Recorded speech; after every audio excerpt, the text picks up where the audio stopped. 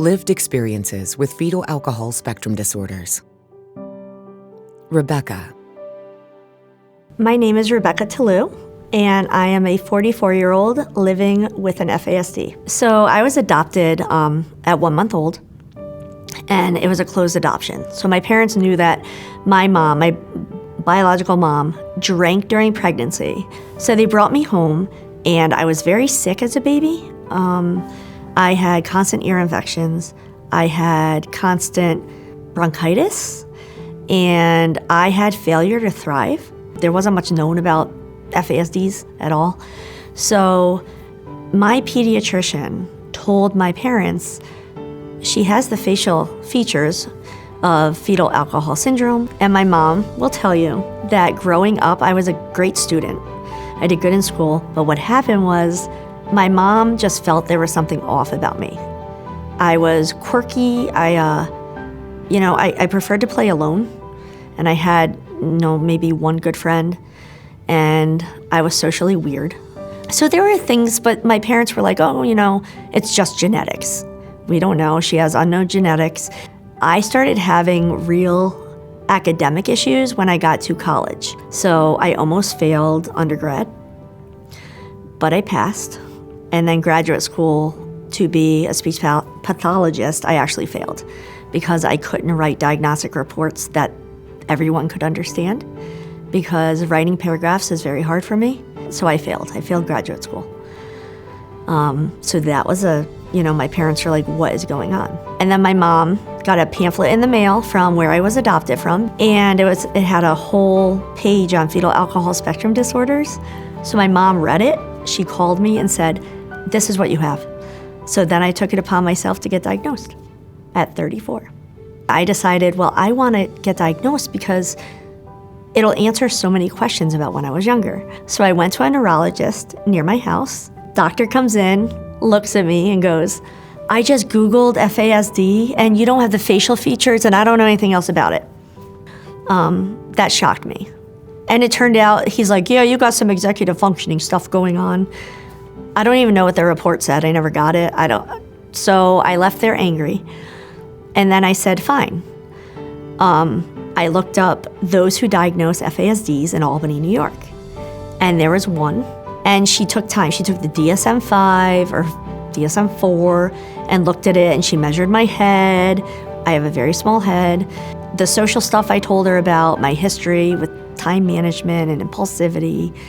And she took my history on my biomom that I knew. And then she diagnosed me with fetal alcohol effects. They don't use that anymore. She diagnosed me, and I was the only adult she's ever diagnosed. So it was a relief because everything from my childhood that I was quirky about made sense. My time management made sense. Not being able to read a ruler, a clock. Everything made sense. My math issues, social boundaries, I'm finally learning. So that's good. Once I got diagnosed, the pediatrician told me, you may have been smarter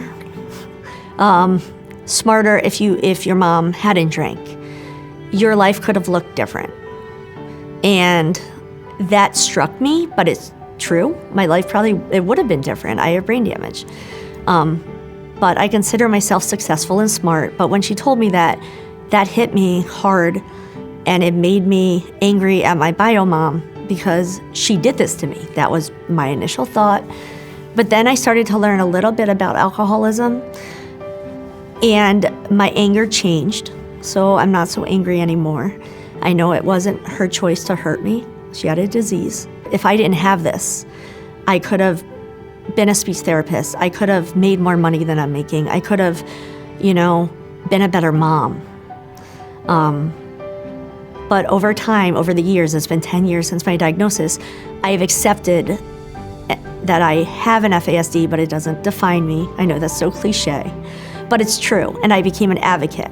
And I met those like me, and I met those that fight for me and us.